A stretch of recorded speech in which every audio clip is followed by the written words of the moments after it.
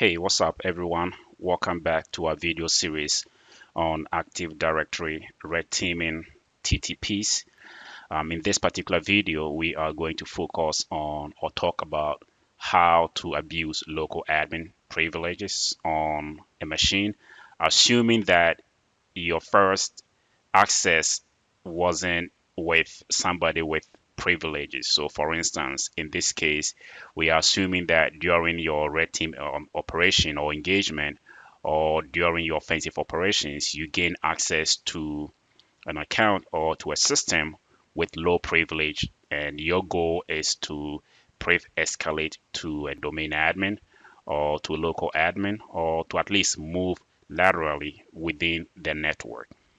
For those who have done this work for quite some time, some of the approaches when we gain access on a network or on a system is basically we're looking for a way to move from just an unprivileged user to a high privilege. And I'll give some of the reasons why we want to be an admin or a system.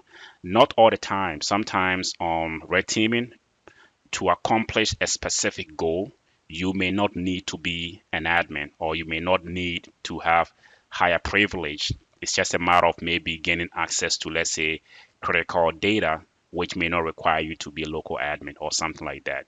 So it's not always requiring you to have local admin, but for most part, if we have to execute some attacks such as extracting credentials from LSAS, then that will require you to have higher privilege to be able to do some stuff like that. So when we normally gain access to a system, what we normally do is, first of all, let's assume that we have a user who has low privilege. Now, from my experience, most of the time, even though the user may not have admin level privilege on that particular machine that you have compromised, the user may be part of an admin group on the network, or the user may have local admin on some other systems on the network.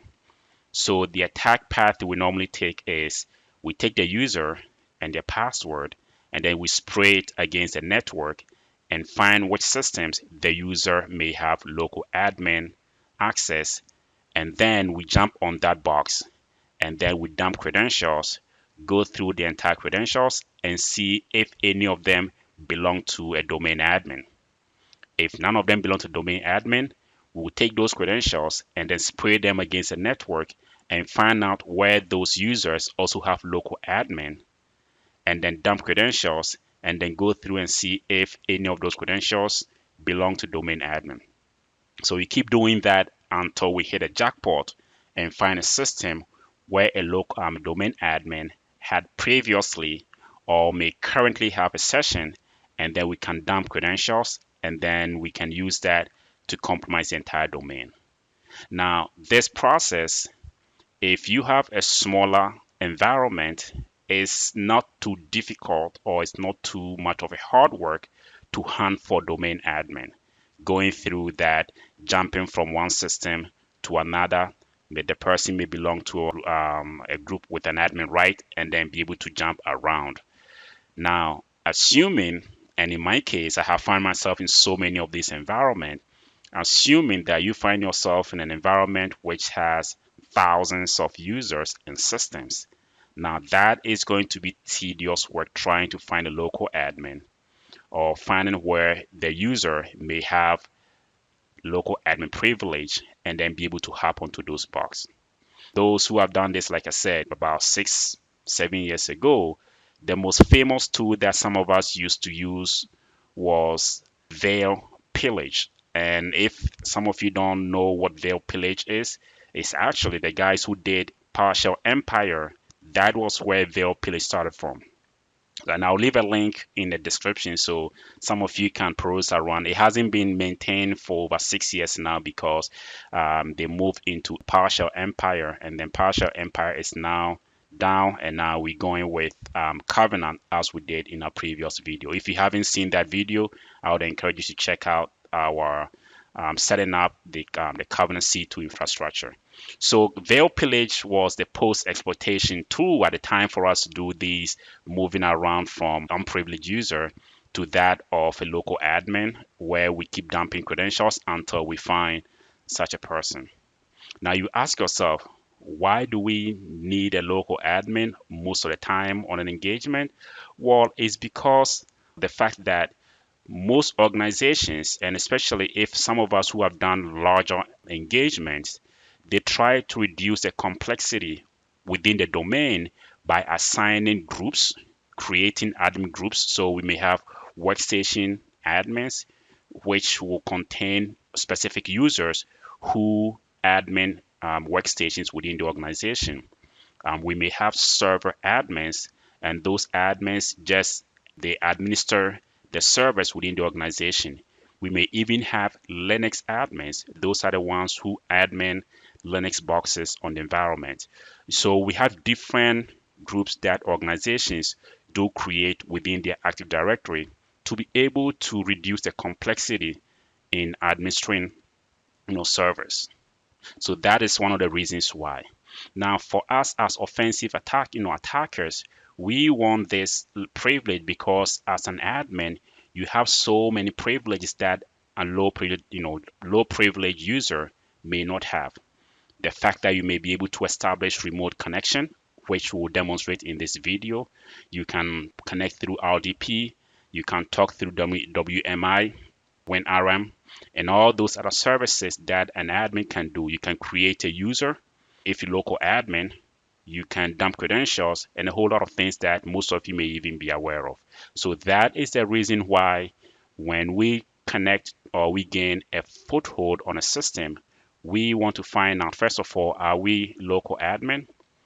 And if we're not, where can we actually spread on a network and then be able to actually jump onto a system that we will be able to dump credentials and then be able to move forward.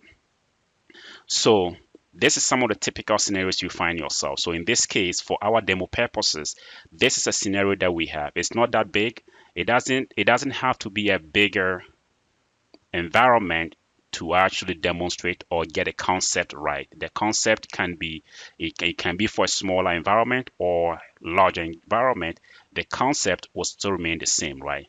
So let's assume that in this case we have compromised this box and we have the credentials for P. Lumumba as a user, which in our previous video we have shown that, right? Now that user belongs to server admins, local admins. Now, the server admins or the server local admins are admins on this box, the SRV02 server. So that means we can actually authenticate to this box using P. Lumumba's credential, and because he belongs or she belongs to the local admin, server admins, that means we can dump credentials, we can do everything else that admin has access to to do. Okay, now the path to domain admin is we have N Mandela who has a session on this box, and then that user belongs to domain admin. So the attack path is we are going to find out how could we have determined that P. Lumumba belongs to the local admin, and then the local admins are admins on this server, and then we also have this user has a session on the box, and then because of that, if you're able to compromise this user's credential, now we can compromise the domain. Now that comes in one of the best tools in the game to make all these things very easy for us, which is BloodHound. So let's go into the demo and let's see how we can make this work. Okay, so this is a box that we have compromised, and we've been using this from our previous video. So from the normal typical enumeration, we check out the host name and we check out who we are, and these are the privileges we have for this current user. And if we do who I am, we are actually logging as this user. But from our previous video, we actually have the credentials for the user called P. Lumumba. Okay, now we can do net user and then look this person up in the domain. and that person belongs to the server admins. I would have to fix my PowerPoint. I had it as server local admins, but it belongs to server admin. But we don't know which servers this user has access to. If we do net group, we have all the groups within the domain. Okay, now we can look for domain computers, and it'll give us a list of the domain computers. Again, on a large environment, you may see thousands of this. So I currently have BloodHound running on my Kali Linux, but I can connect to it remotely from here. So let me go up and then connect to BloodHound's GUI. So this is how it looks like. And I'm going to provide the IP address of my Kali where I have Neo4j running. So basically, the BloodHound database is running on my Kali box. And the moment it recognizes it, you see a green check mark here. That means it's been able to connect to the database. And let me log in. So we don't have anything right now. So the next step is for us to actually use SharpPoint and collect information from the domain that we can import into BloodHound and then assess it and see how we can actually make things a lot easier for us, because our goal right now is to use P. Lumumba's credentials to compromise another machine, and then from there and see if we can actually get access to a domain admin credentials, or we can abuse another AD misconfigurations and then compromise the domain.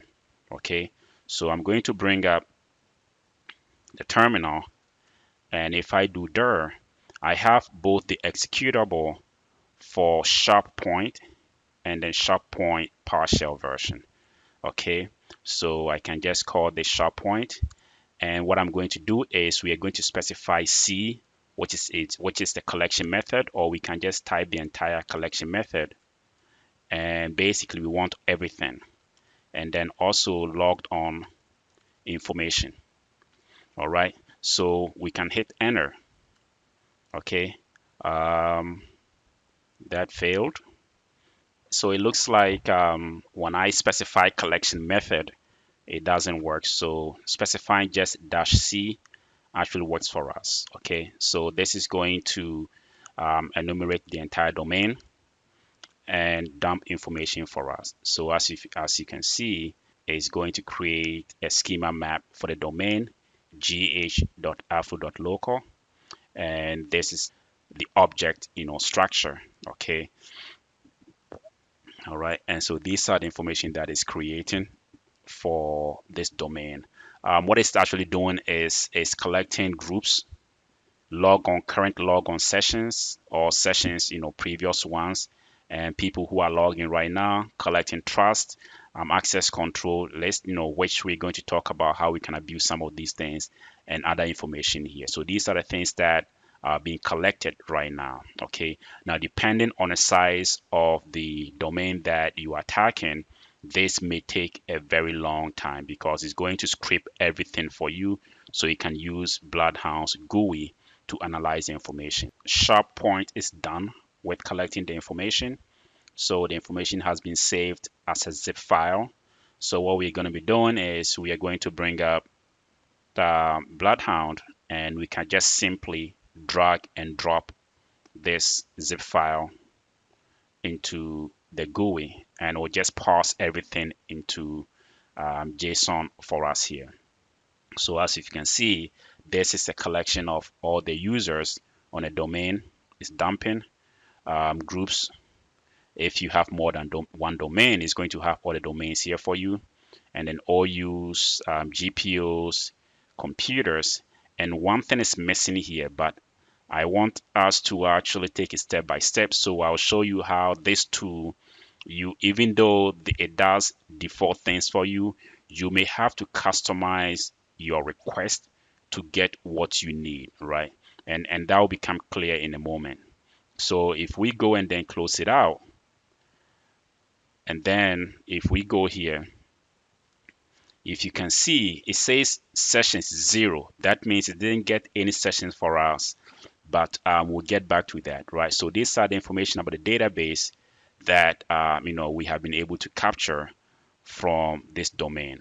We have more than 2,000 users. Again, for this demo, I created a lot of users for this demo to make it look realistic. The node information analysis, if you want to jump something very quickly, these are some of the predefined queries that BloodHound has been built for that you can actually analyze, right?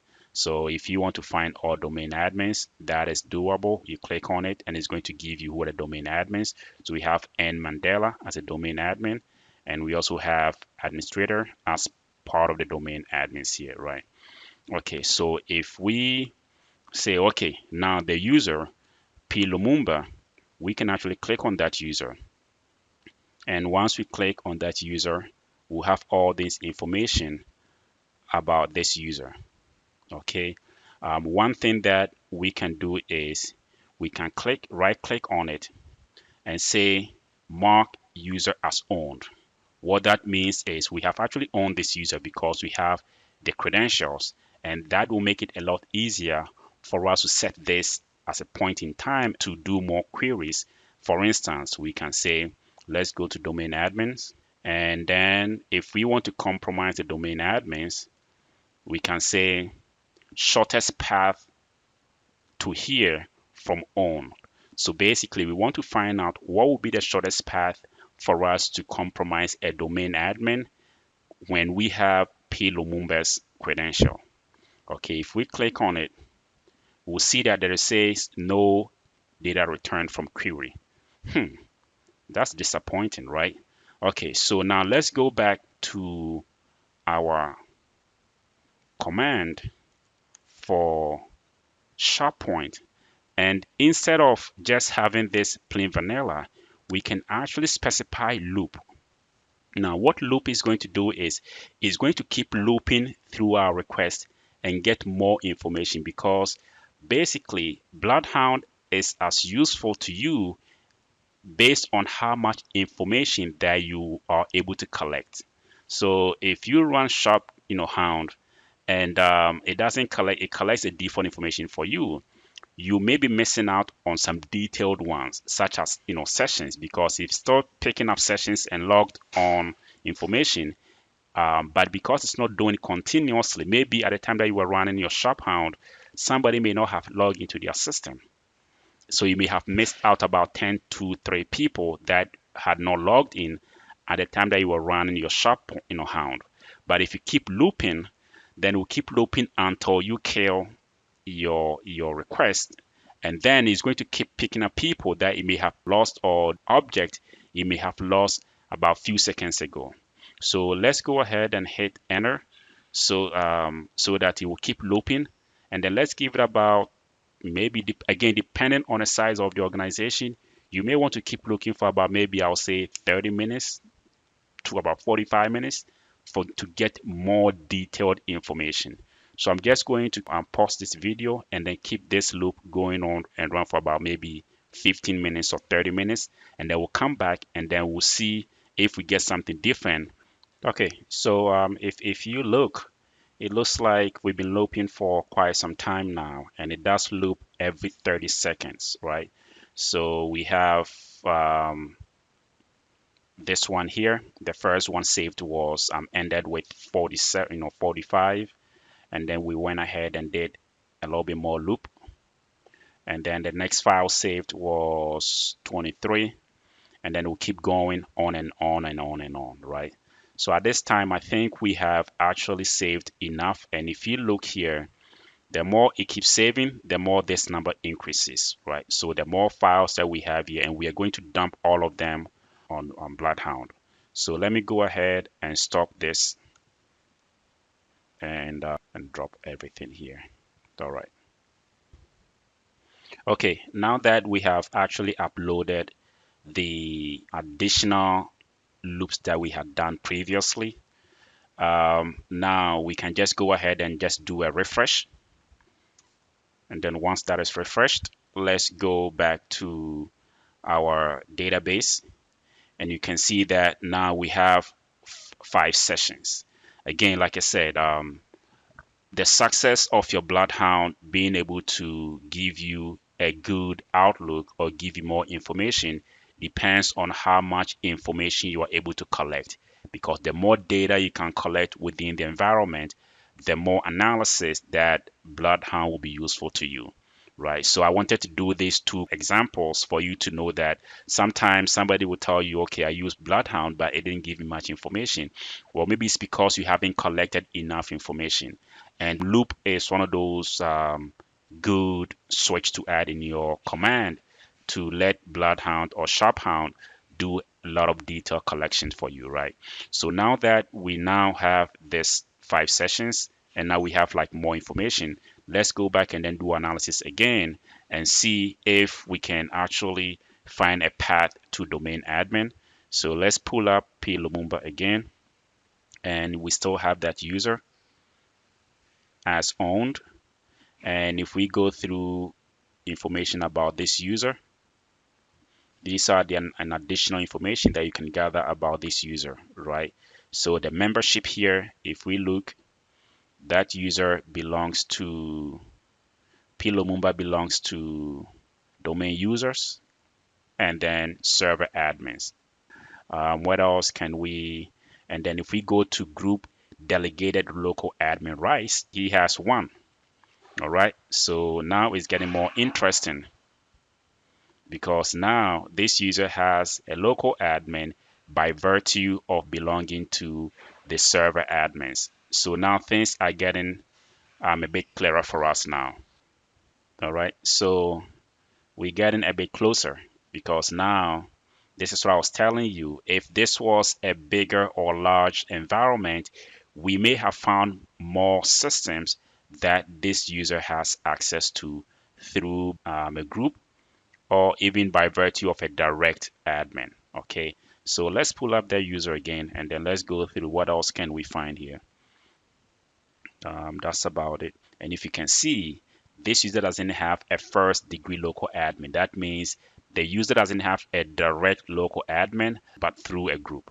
And the membership is 2. And these are the 2 things that we are much more interested in. And they also have a session, somewhere on a box, right? On this box, which is good for us, right? Okay, so now we want to find out how can we, so that means first of all, we can actually compromise this box right off the bat, right? But what if we wanted to find out if there was a way for us to actually compromise this a domain admin account by virtue of this user? So now if we go back and then we right click and then we do shortest path from home, shortest path to here from home. Okay, so now we see something. Let's rearrange this carefully. So we have this user.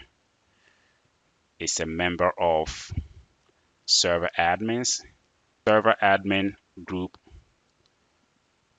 admin to the this SRV02. And this user, N Mandela, is a domain admin who also has a session on this box. Interesting.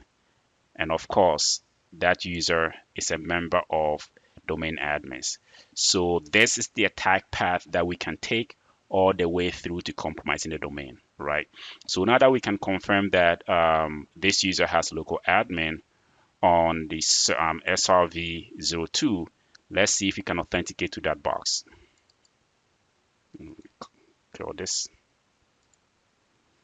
And then we can just use PS session, and then we'll just specify the server SRV02. And then because you're authenticating with another user's credential, we need to specify that using the dash credential. And then we are going to specify P Lumumba.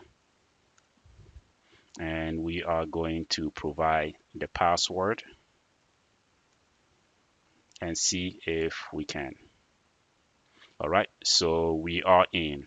All right, so this is what I was telling you about the fact that local admin or an admin privilege gives you a remote connection to be able to authenticate to systems. So in this case, because this user has local admin by belonging to a group, now this user is able to authenticate using peer session to gain access to this particular machine.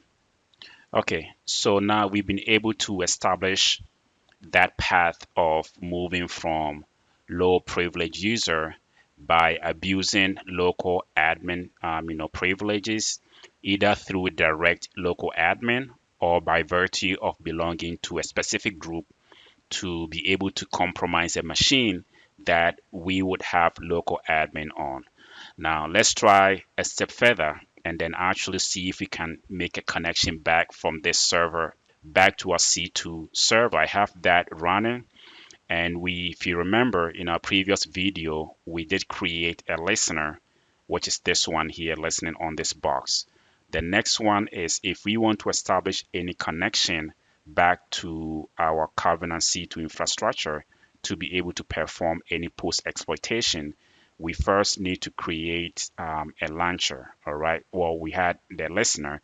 Next is to create a launcher. So if we click on launchers, these are the options that we have to actually generate a payload that we can execute on the remote machine to see if we can gain connection back to our C2 infrastructure. In this case, let's try and use PowerShell. These are the options. You guys can go ahead and try it on your own time, but let's generate that and then see if we can execute it on our remote machine.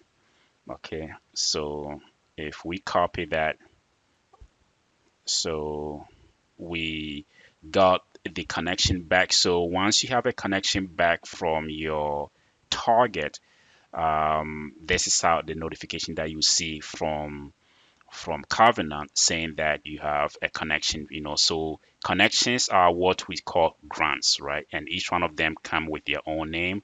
It will tell us a host name, the username under which will give us integrity. Because we have local admin, it is going to be high, and then the date and the status if it's still active, and then of course the template was through HTTP. So if you want to interact with that particular target, we can just hit the name, and then this will bring us here. It will just give us an overview of the connection, and then we can just go into interact and then hit enter. And then we have this nice interface. The good thing about this tool is as you type in, it's just going to give you a drop down of some of the information that you can actually use to type. If you want to type any built-in Windows utility command, you just use the shell, CMD, and then you can just do who am I. We have the P Lumumba. Of course, it will still take some time. CMD. And if we do IP config, and that is going to give us information about IP config, right? Oh, it didn't pick it up. Sorry. So shell CMD. Oh, yeah. So IP config. Why is it not picking it up? Shell CMD. So who am I worked? I don't know why IP config is not working. Anyway, so again, we've been able to accomplish what I wanted us to cover today, and that was being able to go through a huge amount of information on how you can use an unprivileged user or low privileged user and then be able to escalate and then gain local admin on another account by abusing local admin privileges. So I'll stop the video here. In our next videos, we are going to use this established foothold on a serve O2 and then try to abuse other Active Directory misconfigurations or weaknesses to further our cause or further our agenda. So this is just going to be a progressive work. All right, so if you haven't seen the previous videos, I would encourage you to watch those as well so you understand how we got to this far. And then in the next video, we'll establish or we'll take it from here and then move along to begin to abuse other weaknesses. Thank you so much for watching. If you haven't subscribed, I'll say watch some of my videos. If you like what you're seeing, hit the subscribe button. Set yourself a reminder so that each time that I have a new video, you'll be the first to get notified. Thank you very much and have a nice day. Bye bye.